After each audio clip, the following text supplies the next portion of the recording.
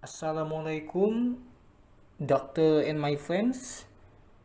We are from Group 3 want to explain about the impacts of existentialism to society and culture.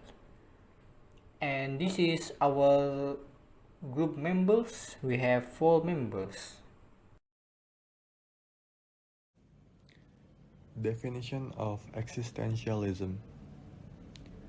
Existentialism is a philosophical movement that stresses the individual's unique position as a self-determining agent, responsible for making meaningful, authentic choice in a universe seen as purposeless or irrational. So according to this statement, we can simply say that existentialists believe that we are born without having any essence. So it's all for us to decide that essence, like what is the purpose of our life, what is the target that we will do in our life. So we are free to determine that essence, and we are free to make decision about that according to our belief. Existentialism is a form of philosophical inquiry that explores the problem of human existence and center on the subjective experience of thinking, feeling, and acting.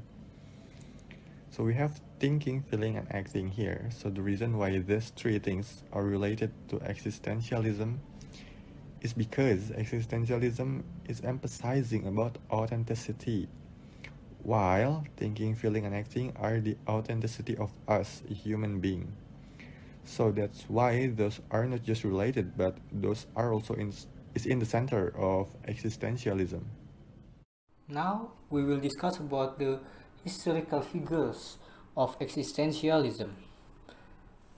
First is Søren Kierkegaard. He is theologian from Denmark. He criticized about the religiosity condition in Denmark. Christian become objective religion that took care of ritual detail and objective dogmas, but society did not care about subjective existential dimension of religion. Modern humans are anonymous creatures losing their authenticity, which depend on experts and crowd of people to show them the right way. Therefore, they cannot become the real form of themselves. The second is Friedrich Nietzsche.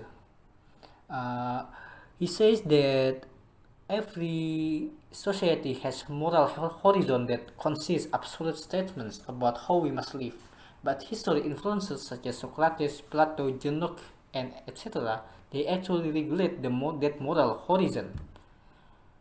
What is good and bad, which is determined by a moral horizon, making people become weak, not competent, and less intelligent.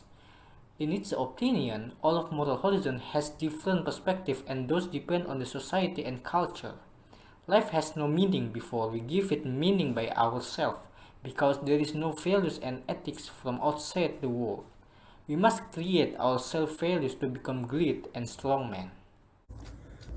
As for the implication of the system, I will discuss about it in art, which one where existentialism was a philosophical undercurrent in the art that sought to investigate sensory perceptions function in mental process, partially visual. Existentialism emphasized the uniqueness of personal, subjective experience and the individual's independence and autonomy. For example, the Car Players by Paul Cézanne, where it's a series of one of the earliest manifestations of existentialism in art. Cézanne's depiction of a card game appears to deviate from the standard because the card games were frequently played in lively surroundings with plenty of food, drinks, and enjoyment. But as we can see from the pictures, the male characters' gazes are stern and absorbed on their own hand, and the bottle of wine stays unopened, and the ambience or atmosphere is free of delighted bystanders.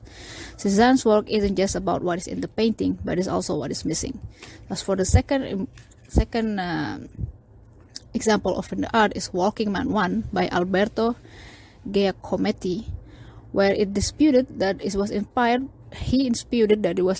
by world tragedies, although he did portray the absurdity and fragility of human existence in this work, despite the fact that a man has plainly been weathered by his surroundings and life to the point where he is virtually a skin-trapped skeleton. He nonetheless trudges on. As for the second example of system is education, Existentialism in education is a teaching and learning philosophy that emphasizes the student's freedom and agency in making decisions about their future. Existentialist educators think that their students are guided by no deity or higher authority. As a result, they urge our pupils to exercise personal agency and find their own meaning in life. The formulation. Existentialism is set towards the analysis of human existence and the centrality of human choice. Existentialism's theories are devoted to questions about ontology and decision. It traces its roots to the writings of Søren Kierkegaard and Friedrich Nietzsche. The advocate for philosophy of human existence in the 20th century was Karl Jaspers, while the philosophy of human decision was Jean-Paul Sartre. Sartre finds the essence of human existence in freedom, self-determination, and the freedom of choice.